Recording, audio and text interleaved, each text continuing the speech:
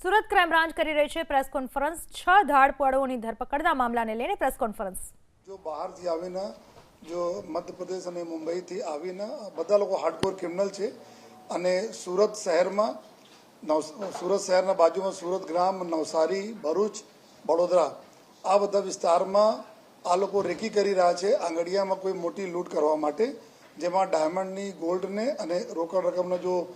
અહીંયાથી જો જ્યારે શ્રીરામ ટ્રેવલ્સના બસમાં આ બધા વડોદરા તરફ જાય છે ત્યાં એને લૂંટવા માટે જોઈએ। તો આ ઇન્ફોર્મેશન આધારે જો પોલીસ કામ કરતી હતી, પોલીસની ટીમો, અને ગઈકાલે આપણે સક્સેસ મળ્યા જ્યારે આપણા આમાં મુખ્ય જો એના લીડર હતા, જો ગેંગના લીડર, બે લોકો એક હુન્ડાઈ વર્ના ગાડીમાં, જો ગાડી પણ પંજાબમાંથી ચોરી કરીને લઈ આવી હતી, ગાડીથી જો એક જેમ્સ અલ્મેડા કરીને એક વ્યક્તિ છે જો હાર્ડકોર ક્રિમિનલ છે, જેના ઉપર 20 ગુના ઓલરેડી ચોરી, લૂંટ, ફાયરિંગ, ડકૈતીને દાખલ થયા છે અલગ અલગ દેશના અલગ અલગ રાજ્યોમાં। અને સાથોસાથ અત્યાર સુધી એવું ઇન્ટ્રોગેશનમાં આવ્યા કે 14 જેટલા સિરિયસ ગુનામાં વોન્ટેડ પણ છે। અને એક સલાઉદ્દીન, આ મૂળ રહેવાસી મહારાષ્ટ્રના છે, જો રાયગઢ જિલ્લાના, અને પીછા એના સાથે એક સલાઉદ્દીન શેખ કરીને હતા। જો આ લોકો જ્યારે બે પકડાયા, આ લોકો ગાડીમાં સંતાડીને જો બે પિસ્ટલ, કન્ટ્રીમેટ પિસ્ટલ હતા અને કાર્ટ્રીજ સાથે જો આ પકડાયા જો અને ફર્ધર જો વધારે પૂછપરછ કરતા જો એના જો બીજા જો ગેંગના મેમ્બર્સ હતા, આ કડોદરા પાસે એક મકાન મહાદેવનગર રેસિડેન્સી તાતીથૈયા ખાતે આવે છે, ત્યાં જો છેલ્લા લગભગ 1.5 માસથી એ મકાન ભાડેમાં રહીને જો રેકીને કામ કરતા હતા આ લોકો, અને આ લોકો ત્યાંથી 4 લોકો પકડાયા, જેના પાસેથી 2 વેપન ત્યાંથી મળે, એક પિસ્ટલ અને એક .315 બોરના દેશી તમંચો, અને કુલ જેટલા આ બંને મળાય કુલ 40 જેટલા કાર્ટ્રીજો અમને મળ્યા જોઈએ। અને પછી એના પાસે નકશા, મેપ, મોબાઈલમાં રેકોર્ડિંગ, રૂટ અવર જવર કઈ રીતે કરીએ, અહીંયા શ્રીરામ ટ્રેવલના બસ કેટલા વાગે ઉપડે છે, કેવી રીતે ક્યાં ક્યાં પહોંચે છે, અંકલેશ્વર ભરૂચ કેટલા ટાઈમ લાગે, બડોદરા કેટલા લાગે, એક્ઝિટ રૂટ ક્યાં છે, અગર અમે નીકળીએ તો કેવી રીતે અમને દાહોદ, છોટાઉદેપુર થઈને જો અમે સીધે દાહોદ થઈને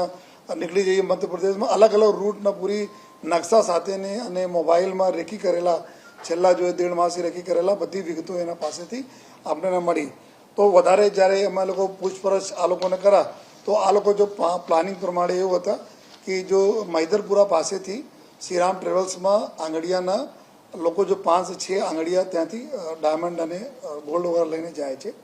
તો આ લોકોનો પ્લાન એવો હતા કે આપણા 8 જેટલા માણસો, 6 માણસો તો પકડાયા છે, 8 બીજા માણસો બી લઈ આવવાના હતા। 8 જેટલા માણસો આ જ બસમાં ટિકિટ લઈને વેપન સાથે બેસી જાય અને રસ્તામાં જ્યાં એના રેકી પ્રમાણે ક્યાંથી એક્ઝિટ રૂટ જ્યાં લોકો ફોલો પ્લાનિંગમાં કરેલા છે ત્યાંથી લૂંટ કરીને જો વેપનના જરૂરત પડે તો ઉપયોગ બી કરીને, અને પાછળ એના ગાડીઓ પર, બસને પાછળ ગાડીઓ રહે, લૂંટ કરીને તાત્કાલિક એના ગાડીઓમાં બેસીને ત્યાંથી નીકળી જવાય। આ પ્રકારના આ લોકોના પ્લાનિંગ હતી। તેના જો ફર્ધર બીજા જો આરોપી જો આવવાના હતા એના બારેમાં બી પોલીસના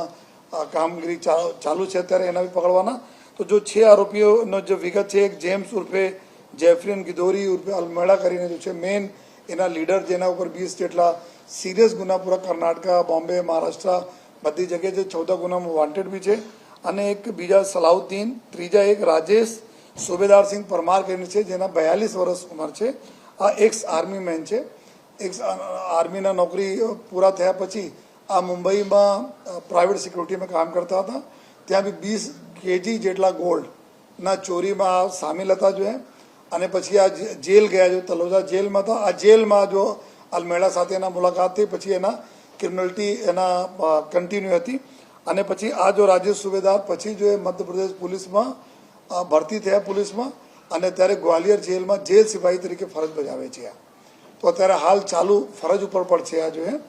અને એક ચોથા આરોપી છે રઈસ ખાન, આ બી એના બી ગુનાહિત ઇતિહાસ છે, જો આપને આગળ મેં બતાવીએ છીએ। એક ચોથા રઈસ ખાન, સૌરભ ખાન કરીને છે, જો 40 વર્ષ એના ઉંમર છે, આ બી ગ્વાલિયરના છે। એક ઉદયવીર સિંહ, રાજ બહાદુર સિંહ તોમર છે, 51 વર્ષ ઉંમરના છે, આ બી મુરૈના જિલ્લા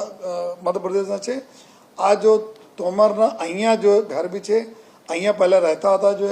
આ મેઇન ટીપર છે, જો ટીપ આપવાના કામ એના તોમરના છે। અને આ મુરૈનામાં બી એના છોટા મોટા ડાયમંડના કામ છે, એના બધા વિગતો એને ખબર છે કે કઈ રીતે ડાયમંડમાં મુવમેન્ટ થાય છે, ડાયમંડ કઈ રીતે ડાયમંડ એના અવર જવર થાય છે। તો આ ટીપ આપવાના કામ જો ઉદયવીર સિંહને હતા અને એક વિજય લાલતા મેન બંસી કરીને જો છઠ્ઠા આરોપી છે. તો એના પાસે તો જો અમે લોકો ટોટલ રિકવરી થઈ છે, આમાં 3 પિસ્ટલ, 1.315 બોરના જો તમંચો, કુલ 4 વેપન, ચોરીને એક હોન્ડાઈ વરના પંજાબમાંથી રેનબો છરા હતા જો, અને એના પાસે જો બાકી વાઈફાઈ ડોંગલ્સ બી 3 એના પાસે મળ્યા, અને સ્પ્રે જો મિર્ચાના સ્પ્રે એના પાસેથી 2 બોટલ સ્પ્રે મળી છે જો और बाकी जो है ना इलेक्ट्रिक वजन काटा, बुखानी, मास्क वगैरह જેટલા બી ખોટા જો રાજેશ પરમાર ને પોલીસના આઈ કાર્ડ વગેરે અને મેપ વગેરે બધા આ લોકો પાસેથી આપણે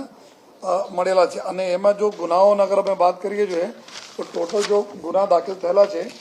કે જે રીતે મેં બતાવ્યા કે જેમ્સના ઉપર 20, જેમ્સ અલમેડી ઉપર 20 ગુના, 14 વોન્ટેડ,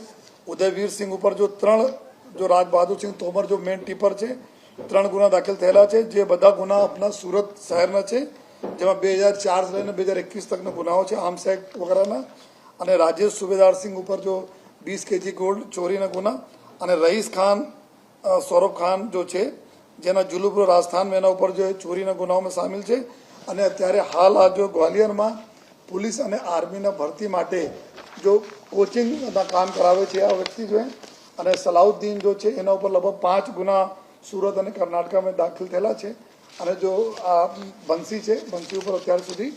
અમે એ લોકો જો ચેક કરીએ છીએ કોઈ ગુનાહિત પ્રવૃત્તિમાં અત્યાર સુધી જણાઈ આવેલ નથી. પરંતુ આ બધી એક એવી ગેંગ હતી જેટલા અમે લોકો રેકોર્ડ જોયા એના હિસાબથી આ લોકોને એવો તો 4 से 5 કરોડ રૂપિયાના